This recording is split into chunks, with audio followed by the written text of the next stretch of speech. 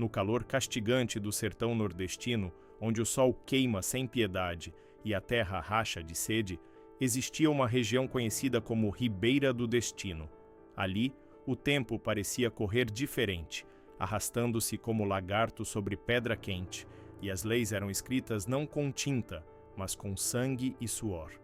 Coronel Jeremias Mendonça, homem de feições duras como o sertão que dominava, era o senhor absoluto daquelas terras. Sua fazenda, Pedra Seca, se estendia por léguas, engolindo riachos, caatingas e o destino de quem ali vivia. Tinha a pele curtida como couro velho e olhos pequenos que pareciam 2 tiros de espingarda mirando quem ousasse contrariar suas vontades. Terra tem dono e respeito se compra com medo, costumava dizer enquanto passava a mão pela barba grisalha, sentado na varanda da casa grande, bebericando café amargo como sua própria alma. Os moradores de Pedra Seca viviam de cabeça baixa, como se carregassem o peso do céu sobre os ombros. Trabalhavam de sol a sol nos canaviais e currais, recebendo em troca apenas o direito de continuar respirando. Quem ousasse questionar, desaparecia sem deixar rastro, virava comida de urubu em algum canto esquecido da caatinga. Maria das Dores, velha rezadeira que conhecia os segredos das ervas e das almas, observava tudo com olhos fundos e tristes. Um dia o sertão cobra o que é dele, murmurava para si mesma enquanto preparava seus chás e benzeções. A justiça pode demorar, mas chega montada a cavalo. Jeremias havia construído sua fortuna sobre ossos e lágrimas. Começou tomando terras de pequenos agricultores, depois as águas dos córregos, e por fim, até o direito de respirar sem sua permissão.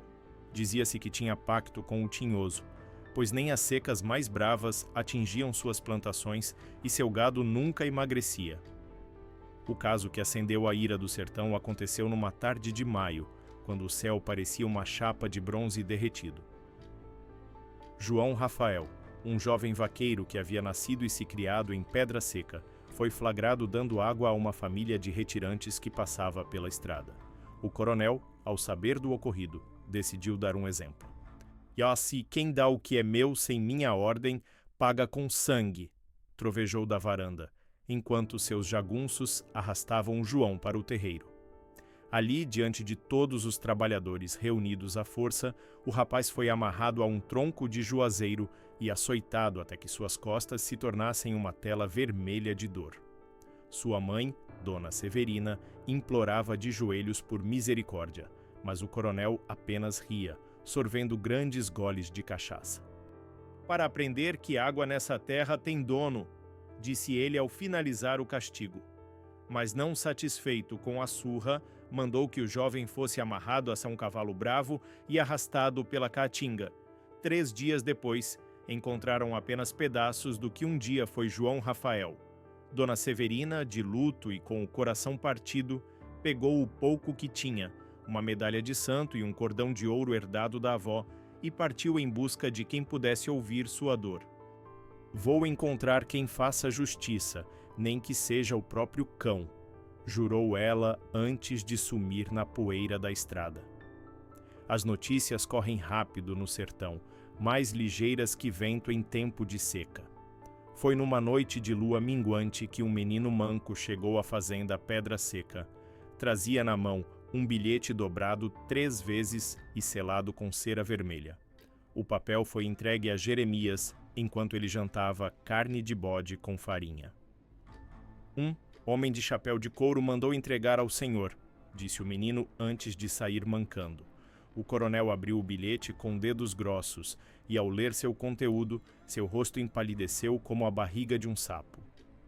"A justiça do sertão vem a cavalo e cobra em sangue. Prepara a tua alma, que teu corpo já não tem salvação." Não havia assinaturas, mas todos sabiam de quem se tratava. Virgulino Ferreira da Silva, o Lampião, havia ouvido o clamor de Dona Severina. Jeremias reforçou a guarda, contratou mais jagunços, colocou sentinelas em todos os morros que rodeavam a fazenda. Durante dias, não dormiu direito, sempre com um rifle carregado ao lado da cama. O medo, esse estranho que nunca havia visitado o coronel, agora era seu companheiro constante. Na fazenda, o clima ficou estranho. As galinhas pararam de botar, os cães uivavam para o nada, e alguns jurariam que viram uma cobra de 2 cabeças cruzar o terreiro como um mau presságio. Maria das Dores apenas sorria ao ver os sinais, acendendo velas para santos que ninguém conhecia. "O sertão tá falando.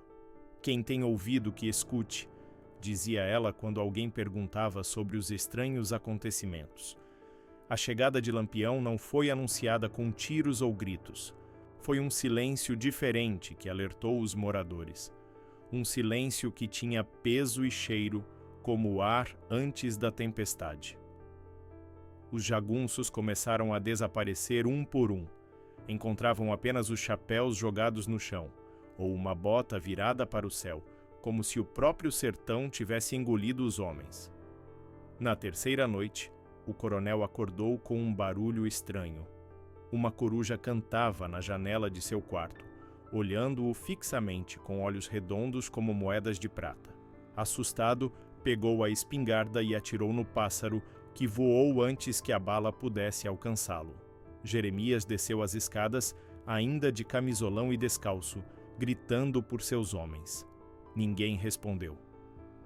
A casa grande, normalmente cheia de jagunços e serviçais, estava em silêncio sepulcral.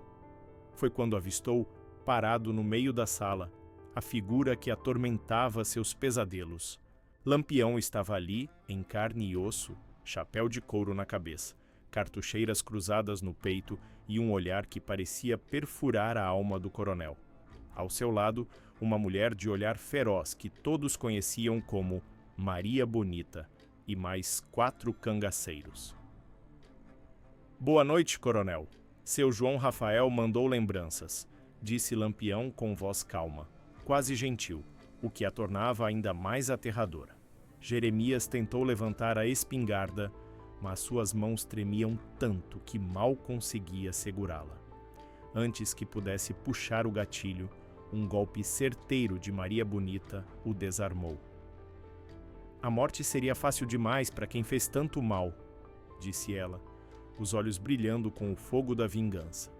Os cangaceiros amarraram o coronel e o arrastaram para fora, onde os moradores da fazenda já estavam reunidos, observando tudo com uma mistura de medo e esperança. Dona Severina estava lá, ao lado de Maria das Dores, ambas com rosários nas mãos, mas não rezavam por salvação, rezavam por justiça. Lampião fez um gesto e os cangaceiros começaram a cavar um buraco no terreiro, bem em frente à casa grande. Não era fundo o suficiente para um túmulo comum, apenas o bastante para que um homem ficasse com a cabeça para fora. Coronel Jeremias, o senhor que sempre quis ser dono da terra, agora vai fazer parte dela", disse Lampião enquanto os homens colocavam o coronel no buraco e começavam a enterrá-lo até o pescoço. O sol nascia no horizonte, vermelho como brasa, quando terminaram o serviço. O coronel, agora com apenas a cabeça para fora da terra, suplicava e prometia ouro, terras, gado, tudo o que possuía em troca de sua vida. "O que o senhor tem não é seu. Foi tomado com sangue e vai ser devolvido com justiça", respondeu Lampião. Então, fez outro sinal, e um dos cangaceiros trouxe um saco de pano. Ao abri-lo, milhares de formigas vermelhas se espalharam pelo chão. Não eram formigas comuns, mas as temidas formigas de fogo do sertão, conhecidas por sua picada ardente como brasa viva. Quem viveu fazendo os outros sofrerem merece sentir cada dor que causou, disse Lampião, jogando açúcar ao redor da cabeça enterrada. As formigas, atraídas pelo doce, não demoraram a encontrar o rosto do coronel. Começaram pelas orelhas, depois narinas, boca e olhos. Cada picada era um lembrete dos sofrimentos que ele havia causado ao longo de sua vida. Os gritos do coronel ecoavam pela caatinga, mas ninguém se moveu para ajudá-lo. Os trabalhadores da fazenda, antes curvados pelo medo, agora assistiam em silêncio à queda de seu opressor. "A terra que o senhor tanto quis possuir agora vai possuir o senhor", disse Lampião antes de virar as costas. Maria das Dores se aproximou do condenado e derramou um pouco da água em seus lábios ressecados. Não era um gesto de misericórdia, mas sim para prolongar seu sofrimento. Água não se nega nem a bicho bravo, coronel. Pena que o senhor nunca aprendeu isso.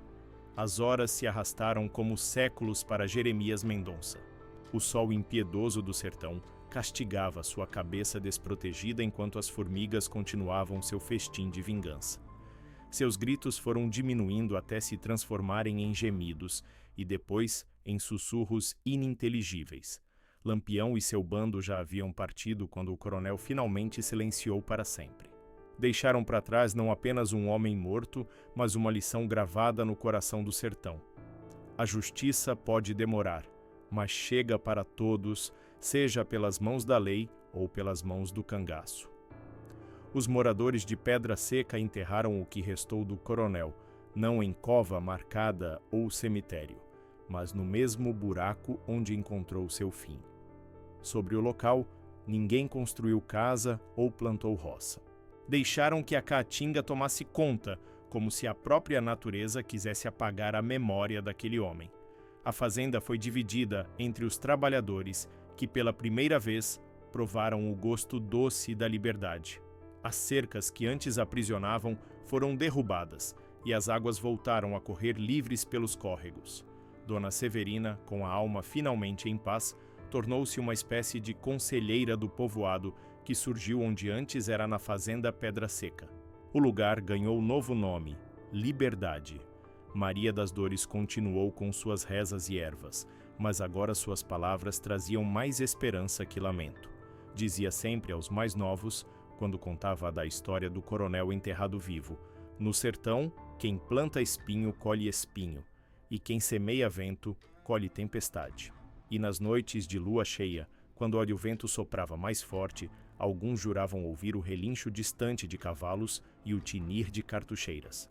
Era Lampião e seu bando que, diziam os antigos, continuavam a rondar o sertão, prontos para fazer justiça onde a lei dos homens não alcançava. Pois no sertão brasileiro, onde o sol castiga e a terra é dura, a justiça pode chegar montada a cavalo, com chapéu de couro e olhar de tempestade. E quando ela chega, nem coronel escapa de prestar contas ao destino que ele mesmo teceu com mãos de crueldade.